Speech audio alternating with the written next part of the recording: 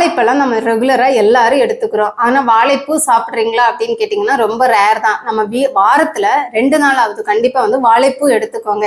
அதாவது vitamins, minerals, iron content அதிகமாக இருக்குது. ரொம்ப அனீமிக்காக இருக்கீங்க அப்படின்னா தாராளமாக வந்து வாழைப்பூ வந்து வாரத்தில் 2 நாள் எடுத்துக்கோங்க. இது ஹீமோகுளோபினை வந்து அதிகப்படுத்தும்.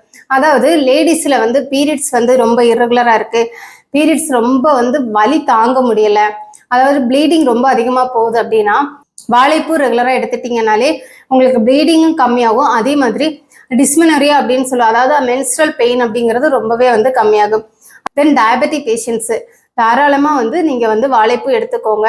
இது துவர்ப்பு சுவை இருக்கிறனால சுகரை வந்து ரொம்பவே வந்து கம்மி பண்ணும். அதே மாதிரி இதில் ஃபைபர் சத்து அதிகமாக இருக்கிறனால கான்ஸ்டிபேஷன் ரிலீவ் பண்ண. அதே மாதிரி பைல்ஸ், அதாவது மூலம் அந்த மாதிரி கம்ப்ளைண்ட் இருக்கிறவங்க ரெகுலராக எடுக்கும்போது பைல்ஸ் கம்ப்ளைண்ட் வராமல் பார்த்துக்கலாம்.